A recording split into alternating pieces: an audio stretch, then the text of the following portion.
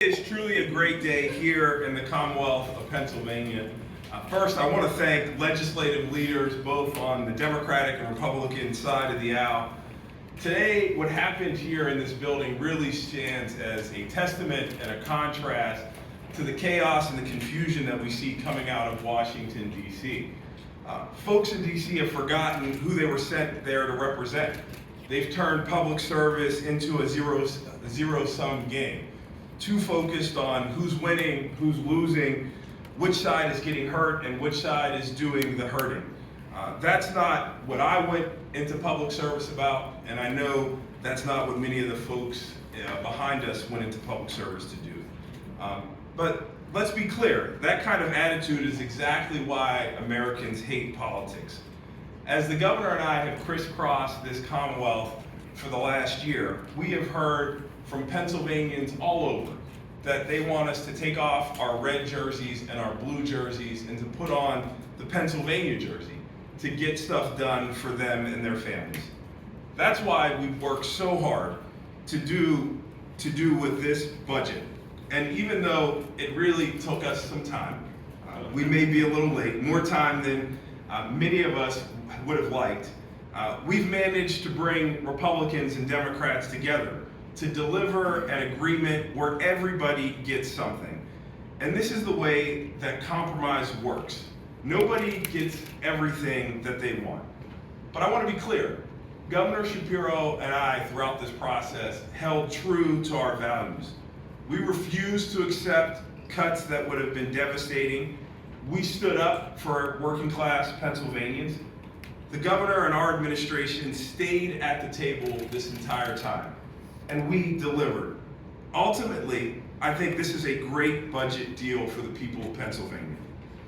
Folks in Washington, D.C. really should take some notes on what's happening right here in Pennsylvania.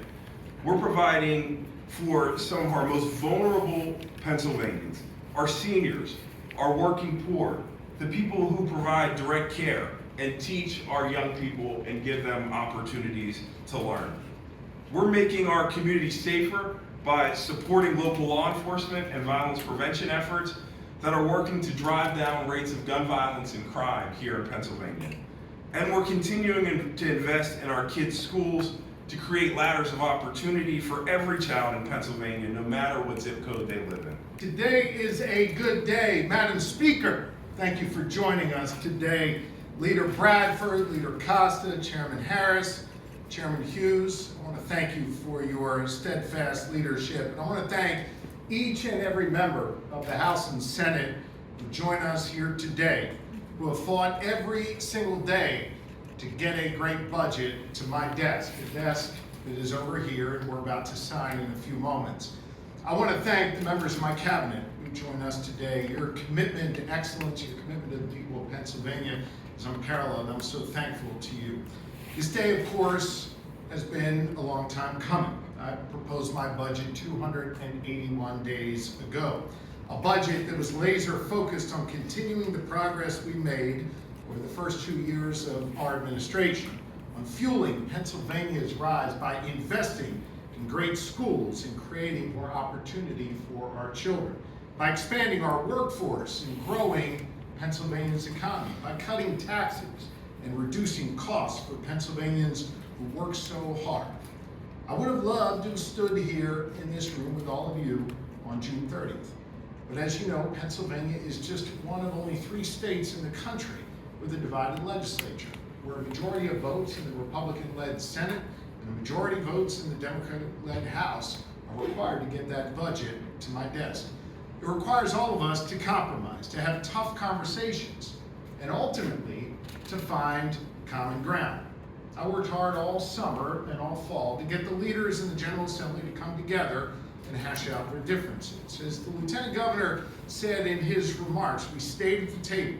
We refused to accept inaction.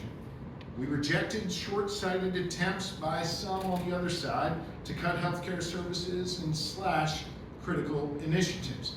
Because my top priority has been delivering a budget that makes a meaningful impact on the good people of Pennsylvania. And today, because all of us here held the line and stayed at the table and demanded a serious budget that meets the needs of Pennsylvanians. Well, today I'm about to sign into law a budget that delivers for Pennsylvanians and builds on the great progress that we have made. Let me be clear, this is a balanced budget that cuts taxes, that makes critical investments, that protects 100% of Pennsylvania's rainy day fund, and still leaves us with $8 billion in reserves. Let me walk you through what this budget means for the people of Pennsylvania. This budget builds on the progress we've made to be able to deliver better schools and more opportunity for our kids, because I believe every single child deserves the freedom to chart their own course and the opportunity to succeed. And that opportunity starts in our Pennsylvania classrooms. Look at what we've done here together over just the past few years. It's working. As a result of the investments we've made, 778 schools in Pennsylvania have been able to expand mental health services and hire counselors because we made it a priority to protect students' mental health. We served 93 million free breakfasts to Pennsylvania students last year, 11 million more